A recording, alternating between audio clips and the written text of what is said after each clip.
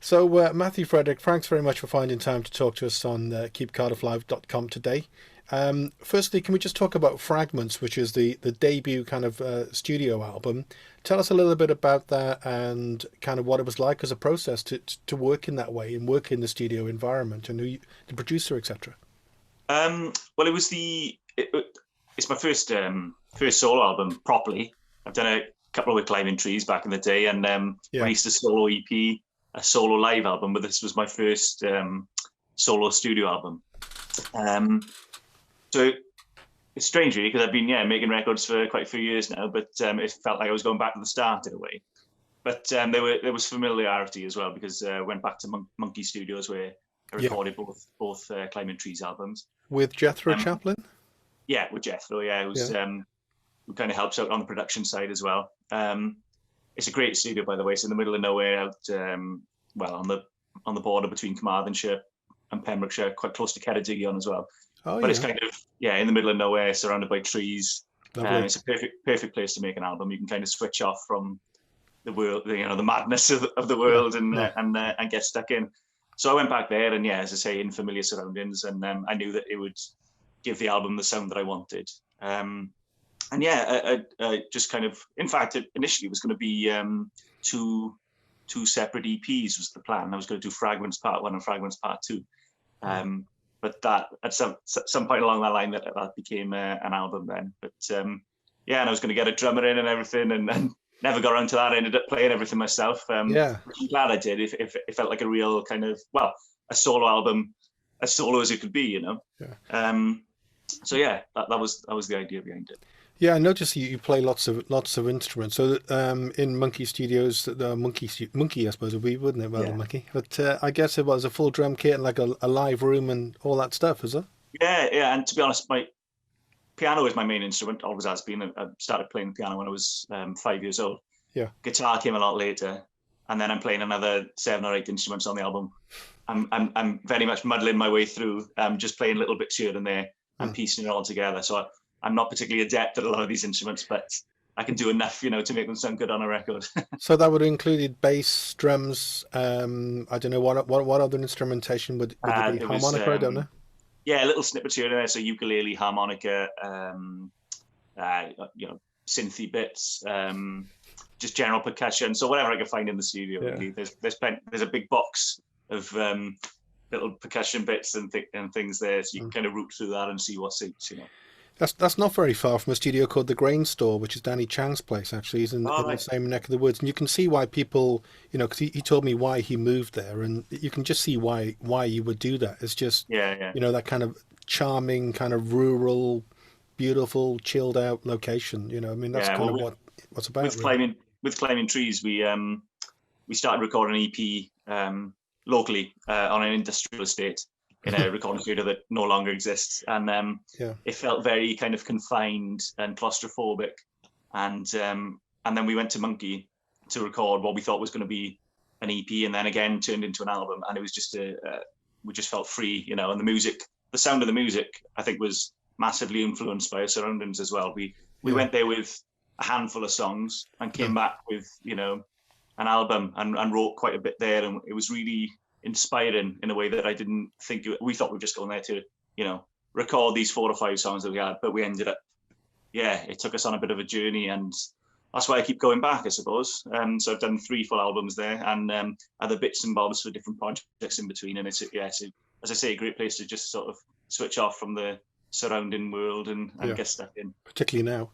Yeah. And I guess Jethro's a friend now as well. Yeah. I was trying to work out how much time I've spent there, and it's months of my life now over the last. I think we went there for the first time in May 2012, and over the last 8 years, there's got to be a good chunk of months that I've spent at Monkey on different projects. And you obviously it's residential, I guess, and you can eat there and all the rest of it. So you're good to go. He's normally got a bit of elderflower champagne on the go as well. He's brewing all sorts there. Oh yeah. So there's normally something to try when you go there. Yeah, sounds brilliant. Yeah. Where are you from originally? From Rhondda. Where in the Rhondda were you born? Pennegraig. Okay.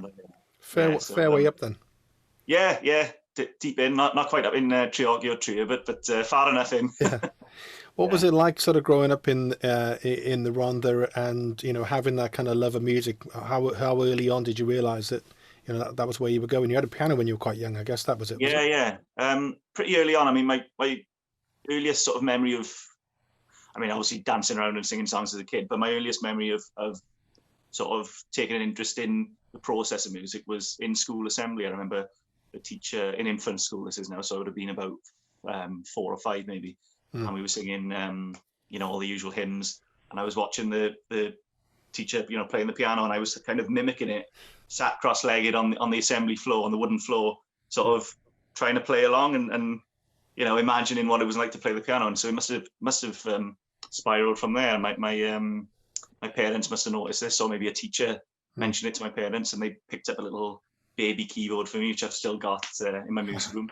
Nice. And then not long after that, then picked up a piano, which my uncle brought from West Wales in an old horse cart. Oh yeah, proper full-size piano. Yeah, full thing, and had to lift it up the front steps. I didn't, because I was a little kid, but there were four, my father and a couple of neighbours, winching up the front steps, and it's still there now. So yeah, it served me well. I think it's about 120 years old, that piano. Wow. I have moved a piano before now. It's not something I'd want to do again. Yeah, I've done it a few times. It's always an ordeal. Every time you do it, I think, are they really that heavy? And they always are. Yeah. A couple of things there. I don't know whether you ever read this, but there was the Jules Holland book, which actually is quite a really good read. It was called something Boogie Woogie and something Boasts. It's just a great read. But he talks about, he had an uncle, I think, who had a piano, and he started playing there, and he realised he could kind of do that boogie woogie stuff. That's took him where he was from a really early age. And the other thing I think I've read that book actually. And it's really good. Yeah. Obviously, a lot of the pubs had pianos as well in those days. Exactly right. Yeah. Yeah. So I wish that was still the case. Yeah. Put a pint glass on the table, get a few quid. Yeah. All good news.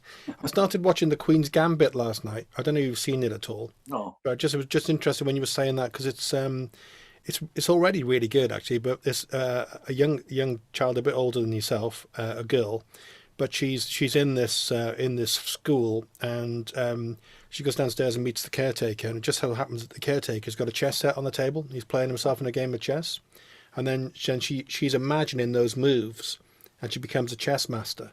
Yeah. So in a way, it's a kind of a similar journey to yourself. They're watching the other guy play the piano, the headmaster play the piano, and then you stepping into that mindset.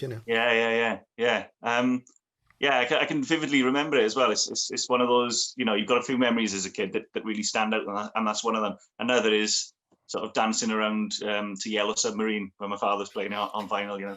I think I was only 2 or 3 then, because I remember my mother wasn't there because she was in hospital giving birth to my little brother. So I remember there was this weird feeling in the house because it was just sort of me and my father for the first time. Ah, nice, yeah.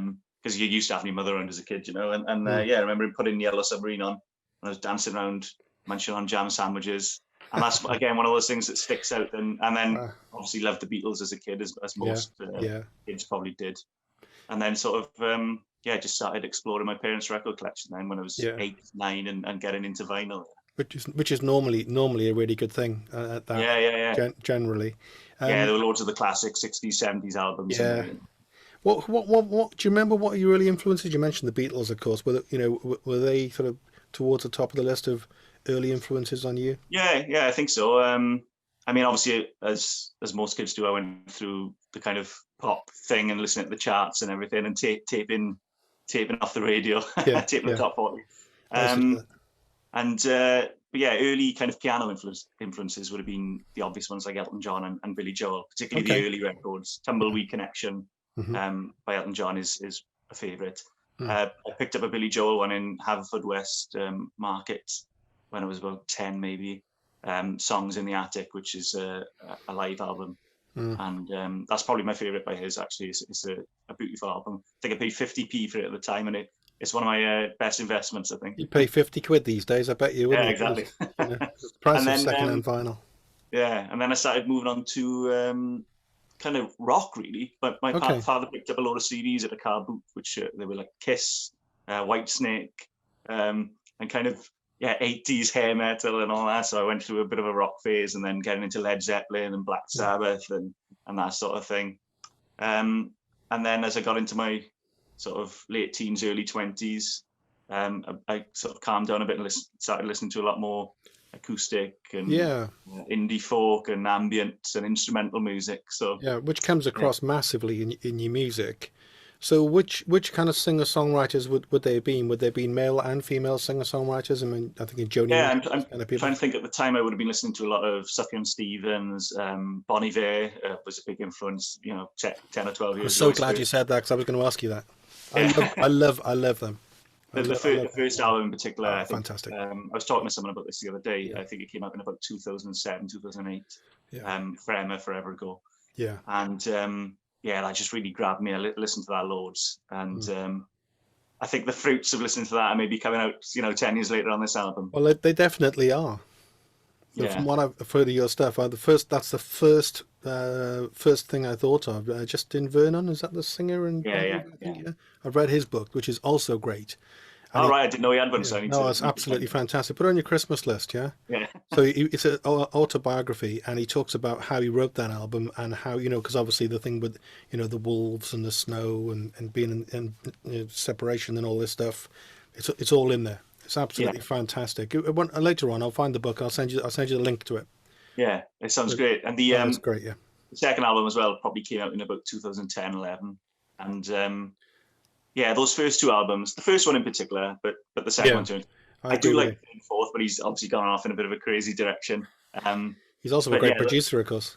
yeah, and he's I've got his Shouting Matches record as well. I don't know if you've come across that. No, I haven't. Got No. a few, again, yeah, a few different projects on the go, and Volcano Choir as well. I've got Okay, two. yeah, I've heard a bit of that. I really like that. Yeah, I think that is more similar to his early Bon Iver stuff Mm. than the Shouting Matches. That's a bit more kind of country rock, but yeah, I think I've got a few projects on the go as well, similar to him, and it's good to have those different avenues to explore different types of music, I think. So there's another guy from Bon Iver who went on to do a solo album, which was also fantastic. The name of which escapes me. It should be massive. Again, it reminds me of your stuff a bit. It's Should be just massive. really. Pardon? Should be massive. Well, it should be.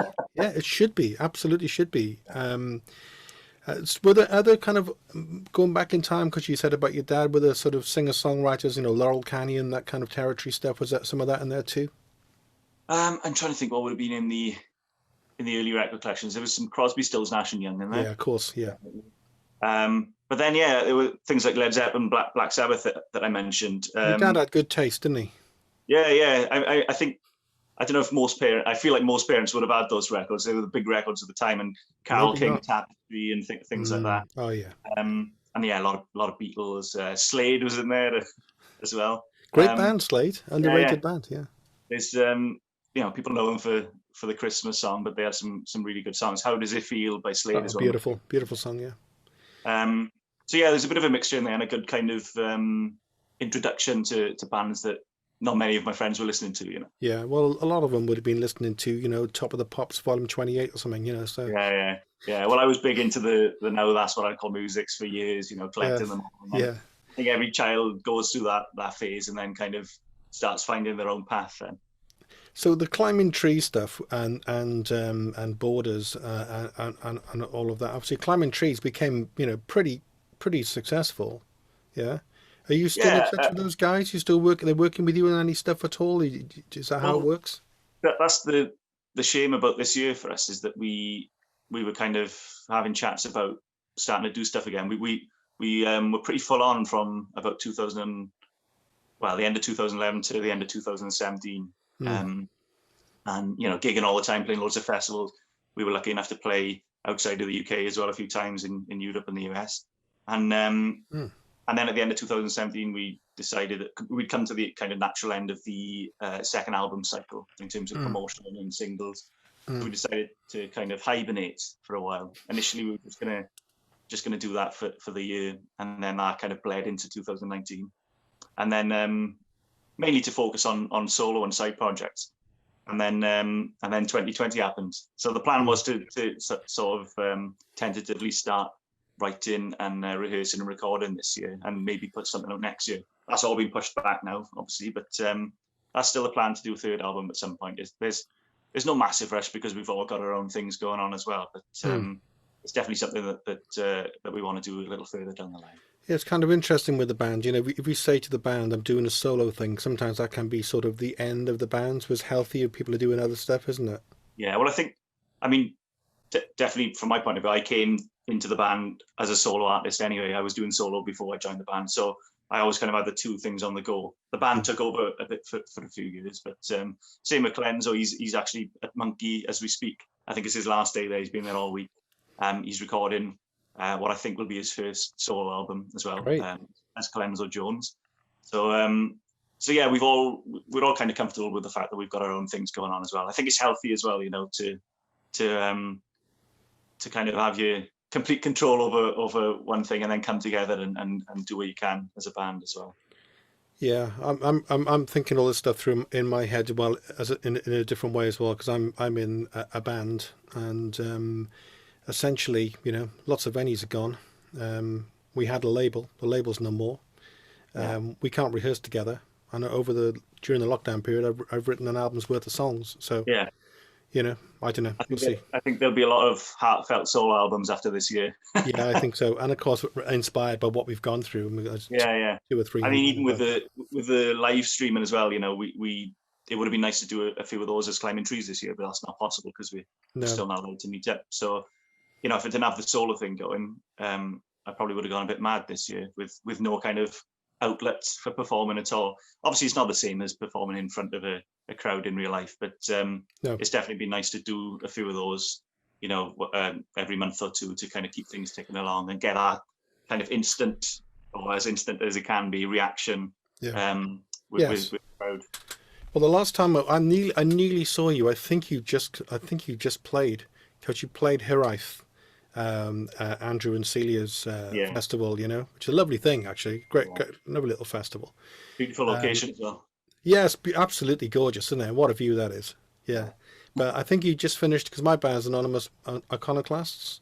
Yeah, so I think we just missed you, but I wanted to see you, and I was kind of I think for some reason you did quite an intimate thing quite early on in the day. From memory, I had another festival later on in the day, so I had to nip it quite early on, and then shoot off. So I would have missed you guys as well. We were passing ships, but yeah, I think I may well have been the opening act of the festival actually, and just kind of did a. I think you were.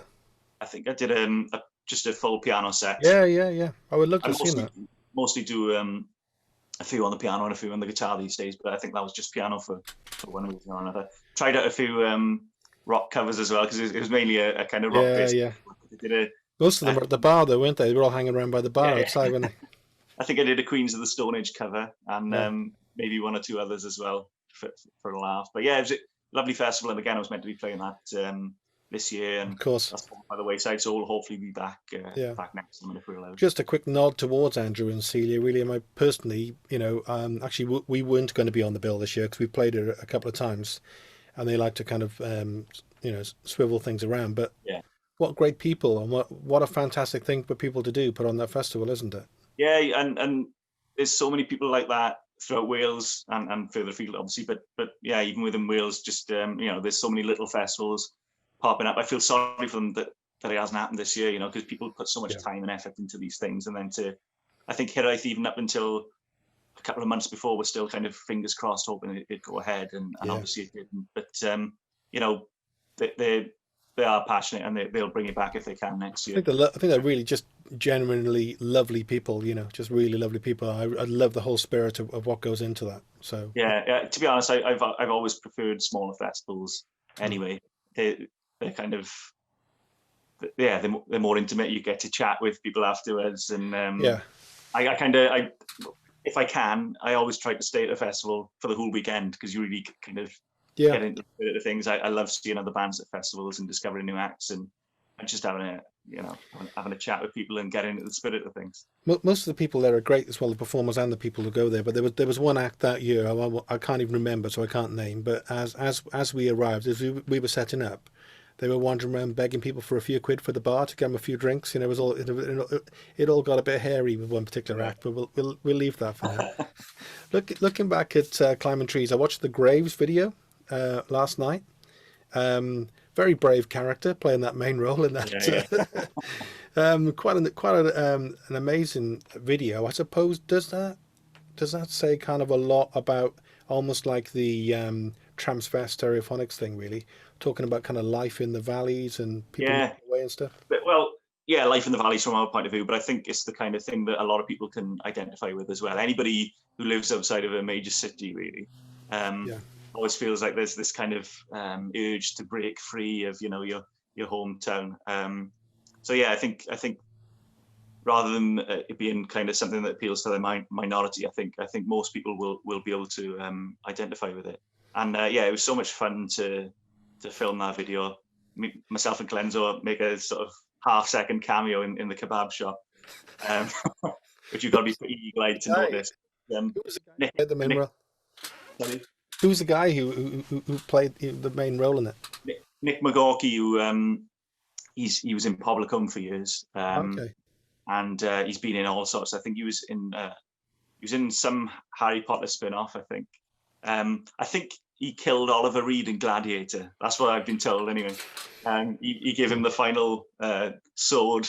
But yeah, he's been around for years. I think he was in Twin Town as well. And Yeah. yeah, he's been in all sorts. He's a great actor. He's from Pontypridd as well.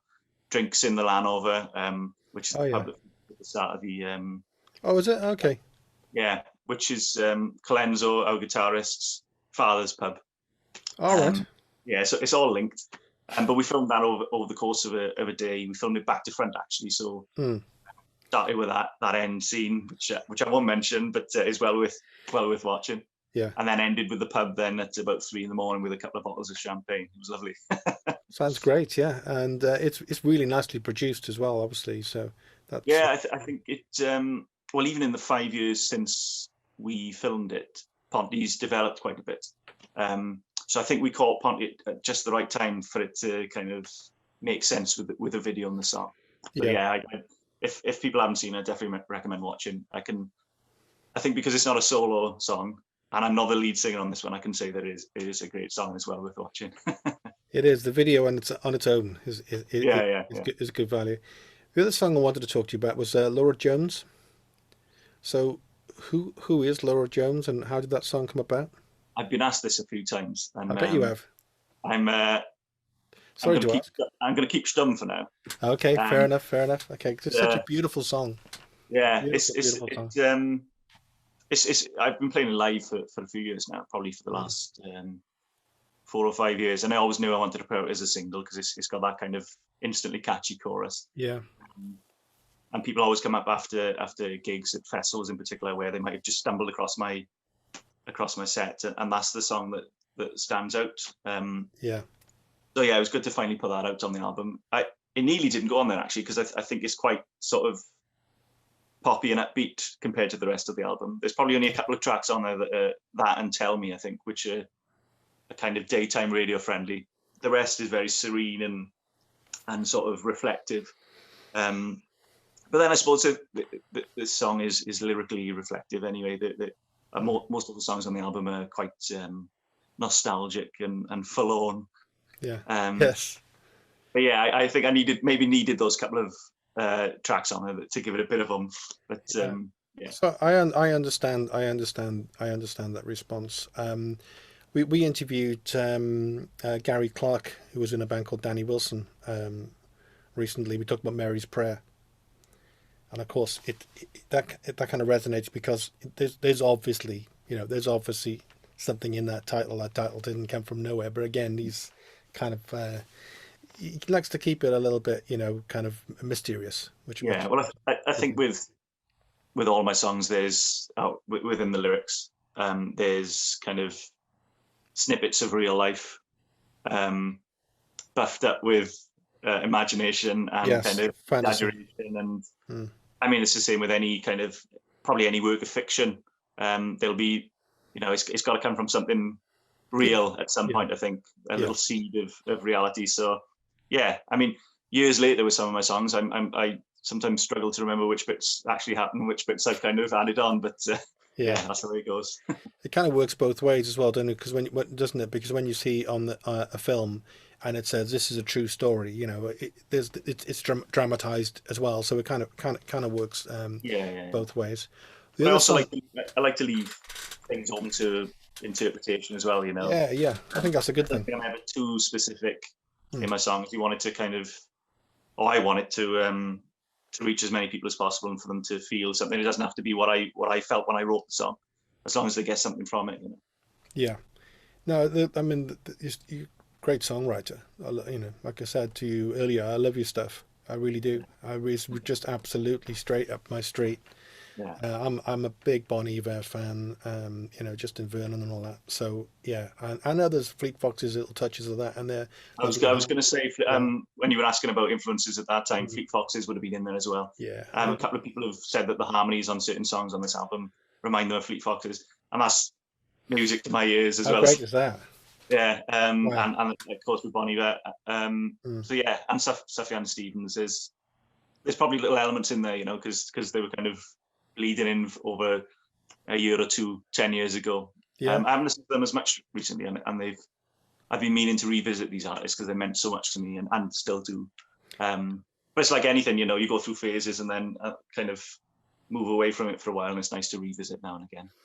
So I haven't actually heard any stuff, Jan Stevens, but I'm gonna have to check it out. Yeah, Absolutely. yeah, I'll definitely Yeah. send you a link to a Yeah. couple of Yeah. Do. albums. I'd love to And hear that. Sounds his great. his Illinois album, in Mm. particular, is great. He initially was going to do an album for each state in the US, Oh yeah. and I think he got three in. He did Illinois, Michigan, and maybe one other, and then abandoned the whole thing. Mm.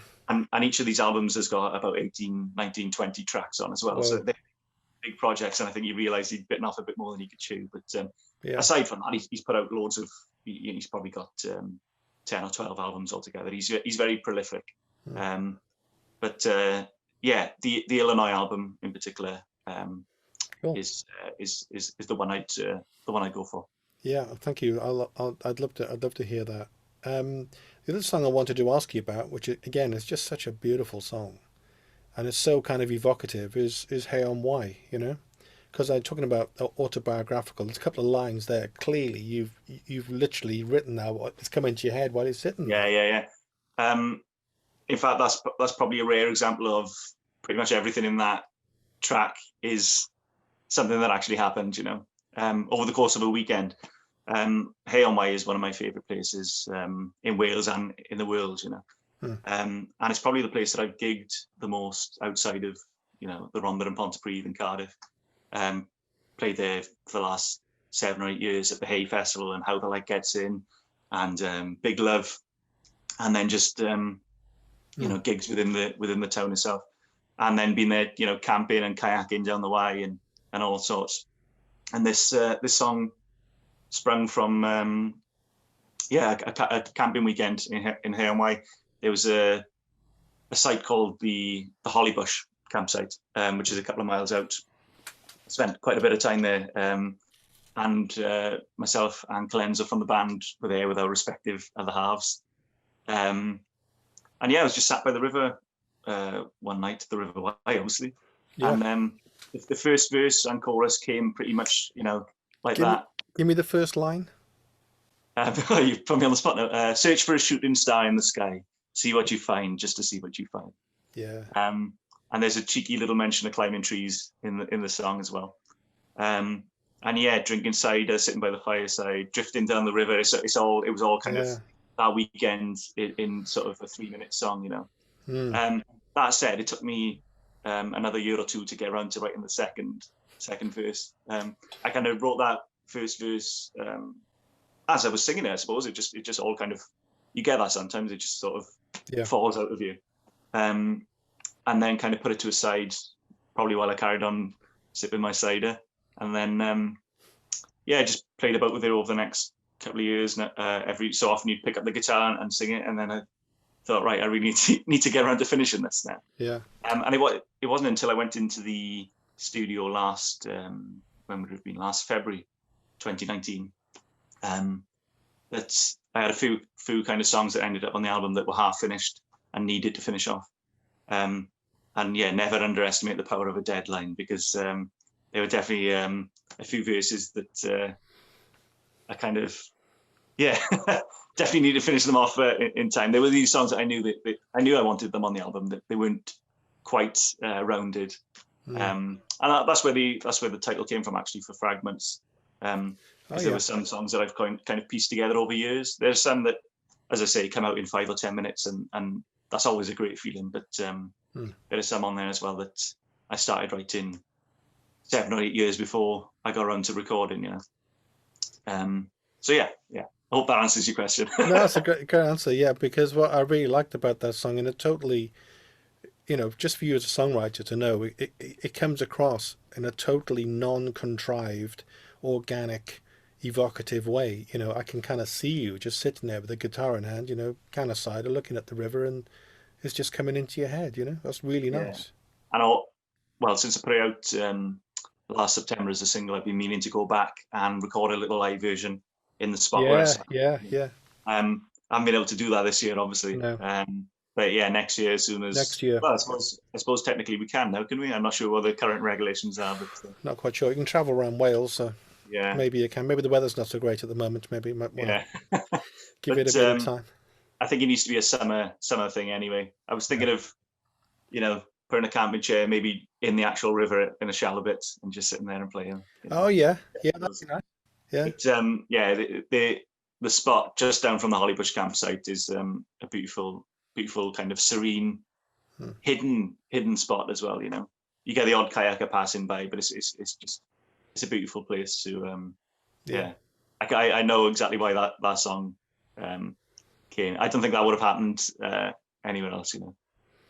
No, and I love the lyrics in it as well. The way you kind of spin the lyrics into it to make it work with "Hey, I'm Wise." Kind of cute the way you do that. Yeah. It's quite. I think it's quite twee compared to some of my songs, but I think I haven't over-tweed. I haven't over-tweed it or tweedified it. Yeah, I'd imagine it's quite a popular song, though. Yeah. Yeah, it seems to be trickling along nicely on Spotify. It seems to be the one that most people are listening to. Yeah. I haven't actually had the chance to play it live that often because, it came up last September at the end of the festival season. So I probably did a few gigs before Christmas, 1 or 2 at the start of this year. Same with the rest of the album, it still feels quite fresh, and I'm kind of raring to play this album live. I had to cancel the album launch back in April. Yeah, of course. And then obviously a run of festivals and things. So it's weird at the moment because I'm sort of in between this album and the next one that I'm currently writing, but I don't feel like I've given this album, what it needs live. Yeah, but well, you I've will. played a lot of the songs for a few years, but the album launch was going to be with a backing band for the first time, which would have. Oh yeah. Still going ahead, but next April now is the plan. Although that might end up getting pushed back again. Well, I'm really looking forward to kind of showcasing the songs as they are in my head and with other musicians around me, rather than just myself, the piano and the guitar. Would they be Climbing Trees guys, possibly?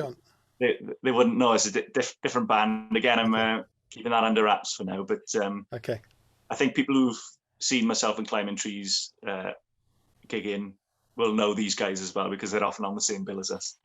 Okay, big clue there. Right. Yeah. Looking through your records, I mean, you've done some amazing things. Obviously, you're playing at all these festivals. Climbing Trees, obviously, I suppose established, everyone associated with that band and, opened up the doors, I guess, to getting into festivals, etc. But Radio 1, Radio 6, playing at Maida Vale, any of this stuff, was it sort of, how exciting was it to do that stuff? When we were walking into Maida Vale and playing, was that a great moment? Yeah, that was great. I remember trying to really take it in at the time because I knew that it was quite a monumental thing.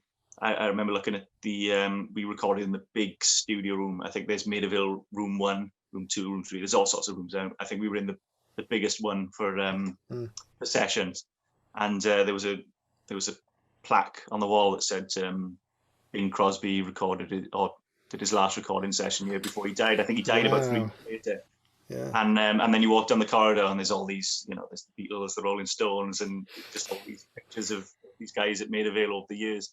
And so it was quite surreal to join that list. I mean, yeah, so many bands have played there over the years. So it's nice to be one of those little kind of in in the text at the bottom somewhere. You'll always have that. No one's ever going to take that away, you know. Yeah, and another memory from then was I wandered into the big rehearsal room for the BBC Concert Orchestra as they were rehearsing, and I'm not sure whether it was a 64 piece or 128 maybe, but I was just sat there on my own. You know, it was just me watching this orchestra rehearsing.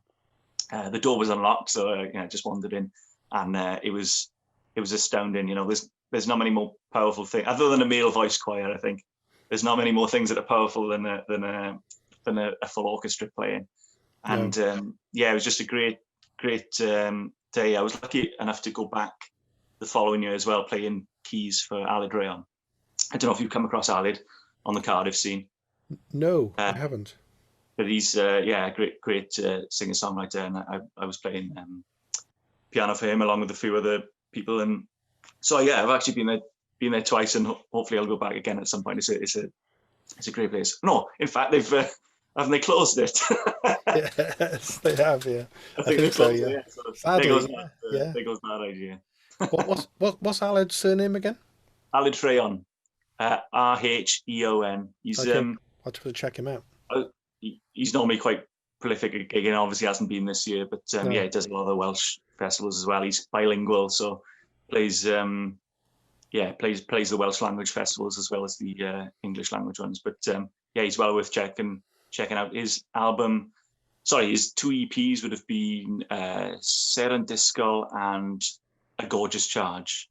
So the first one was entirely Welsh, and I think the second one was entirely English. But yeah, again, I'll send you some links. And yeah, thank you. Yeah, I'd love to hear that. In the description of this video. Yeah, that would be good.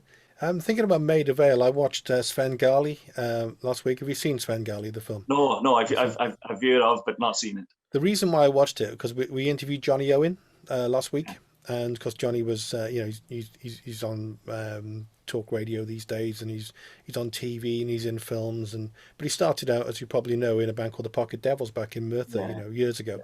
And I hadn't seen the film, but I think in the film the band ended up getting a session. I'm pretty sure it probably is Maid of Vale.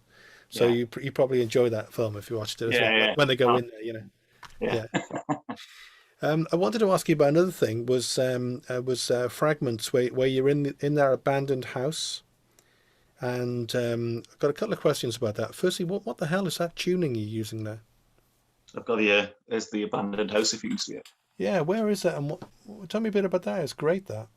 So I just stumbled across it. It's on the Graig Mountain in Pontypridd, in between Pontypridd and Treforest. You can kind of wander along, and I saw this little kind of dry stone wall, and then a lot of ferns, and then this little house poking out.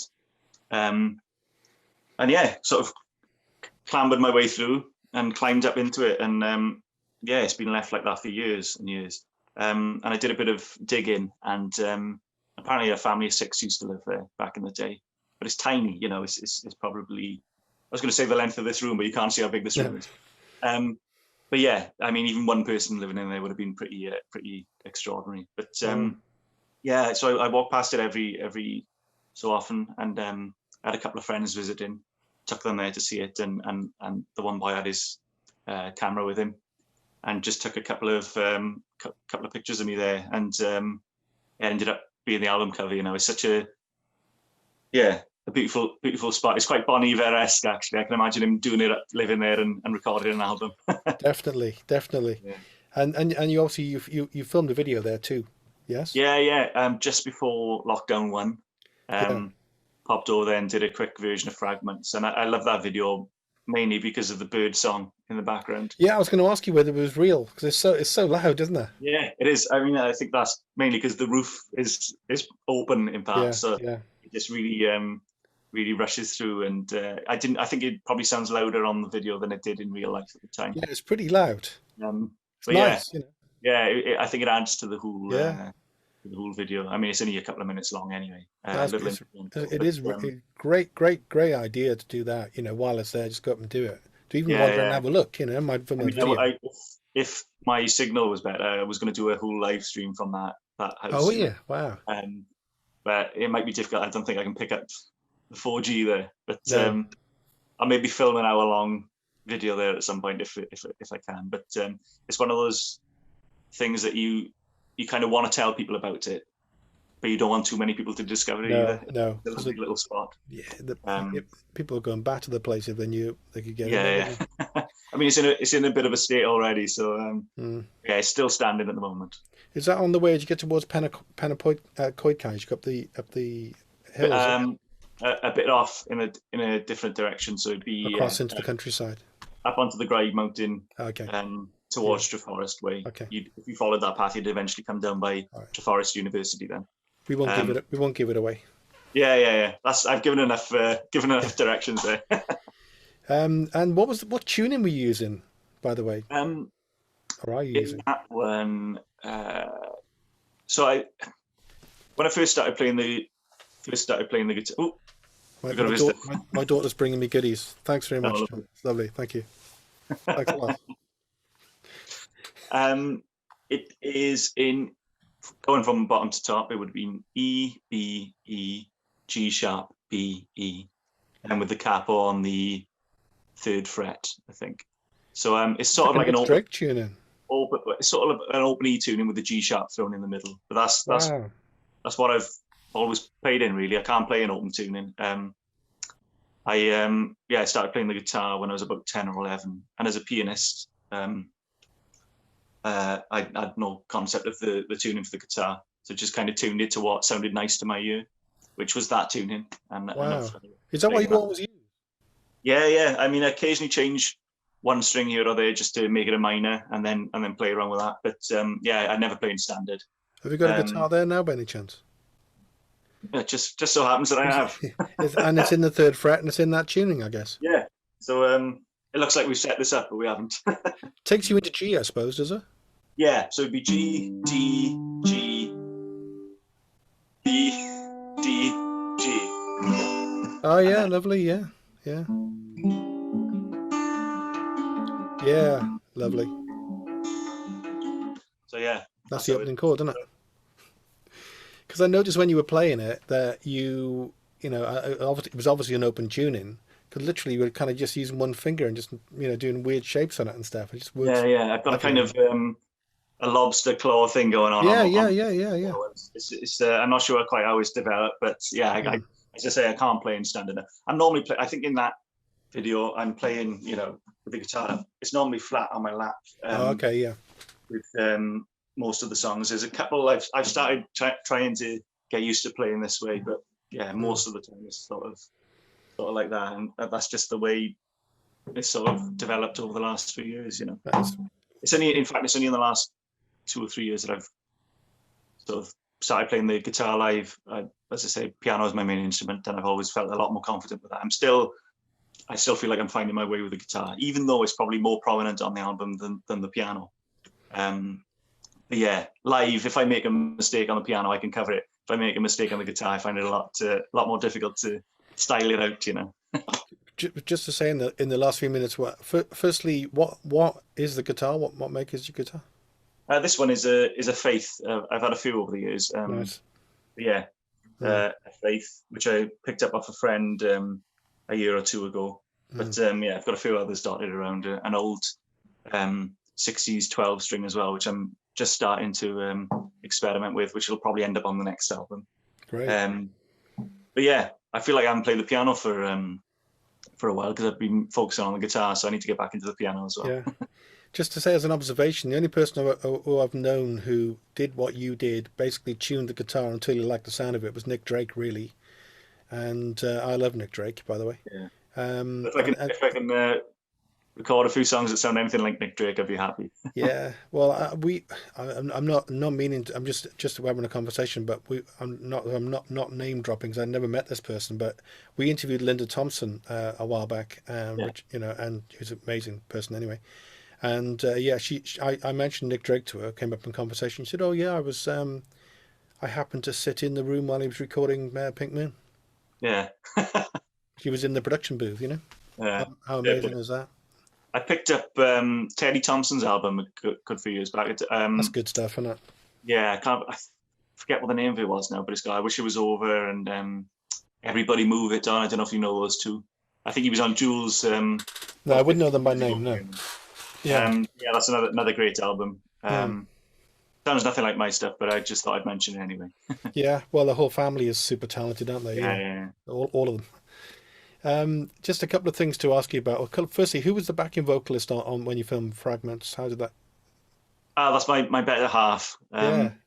Keisha, who we'd actually we've done a few gigs together at the end of last year and the start of this year. Is Hazel and Gray, which is our duo name. Okay. Um, so the plan is to record some stuff at some point. We're edging towards an album's worth of material, and finishing writing a couple of songs during lockdown too. Hmm. So yeah, hopefully there'll be a Hazel and Gray album next year. Whether that's recorded at Monkey or somewhere else, I'm not sure. But yeah, we've probably done half a dozen gigs. We had a few more lined up during the summer, but obviously COVID. But Yeah. yeah, that's nice. Again, I've got the tree stuff, got the solo stuff, but I've got this other avenue as well to get a few other songs out. And yeah, that's the plan. So you hear it here first. Harmonies are lovely, by the way. Yeah. I think. Well, we've spent enough time together Yeah. Yeah. to work on it, and yeah, I like that kind of male female harmony thing going on as well. I think it adds something. So Because to begin with, she's sitting there and you're playing these weird chords and doing that claw thing and all the rest of it, and then all of a sudden she joins in. So it's, it kind of again, and you can see you looking out through the window behind you. The yeah, whole thing just works really nicely. Very yeah, Justin Vernon, like you said. I think. Yeah. yeah. It was just well, it was filmed on this phone that I'm speaking to you on now. So I just Wow. set it on a Yeah. little tripod. It was just a quick thing, 10 minutes it That's took, great. and I'm glad that we captured that moment. I think the light was just right Yeah. through the hole in the attic roof as well, and like I say, the bird song as well. If we'd done it Yeah. an hour or two later, it might have looked completely different and sounded different. So Yeah. yeah, It's what kind of was serendipitous, I think is the word, isn't it? yeah, Capturing the moment exactly right. So yeah, you're battling through the crisis. We've kind of talked about the future a little bit. So just to sort of close off, you've just revealed one of your projects. You're working on the second album. Are you doing okay? Are you managing to sort of, is it sort of survive a little bit? Is there yeah. something coming in? I'm used to the life of a struggling musician anyway, so Yeah, yeah. it's not like I was, you know, playing stadiums beforehand and all that's gone away. So I'm used to Mm, kind of not having much in the bank account. But yeah, it's good. And like I say, with things like the live streams, you can keep things ticking over. mm. People have been lovely and donating during those, even if they bought everything I've already got to flog them. They'll still donate. Um, so I'm lucky that I've got a small but very supportive fan base. So yeah, looking forward to playing live again as soon as possible. It looks like we're still a good few months away from Yeah. that. But yeah, in the meantime, there's plenty to keep me going. I'm making sure I'm writing as much as possible. I've got the seeds of a second album and maybe a third album. I've sort of got 3 different albums swirling around at the moment, and I'm trying to kind of piece them together because they all sound slightly different. Mm. So I've got an idea of what I want to do over the next few years, as well as the Hazel and Grey album and a possible Climbing Trees third album. So there's plenty to keep me busy. And if people want to find out more about you, because this will go out on obviously keepcardifflive.com, which I hope you've had a look at, or you will have a look at, because I think it's loads of really good stuff on there. Where can people find out more about you, if people who aren't aware of you at the moment? The website is probably the best place to go. That shoots off then to Facebook, Twitter, Instagram, Spotify, YouTube, all the usual places. That's just matthewfrederick.co.uk. .com .com domain costs about £2,000, I think, so I decided to go with .co.uk. Yeah, well done. And then yeah, my Bandcamp as well is a good place to go for CDs and tapes and badges and bottle openers. Bottle openers are pretty handy as well, actually. But yeah, so it's just matthewfrederick.co.uk, and then that'll take you to the rest. Well, Matthew, thanks very much. Really nice to talk to you, and good luck with everything. Yes, Steve, thanks a lot. It's been a pleasure. Looking forward to playing in Cardiff again at some point. Yeah, that'd be nice. That'd be nice. Thanks, man. Thank you.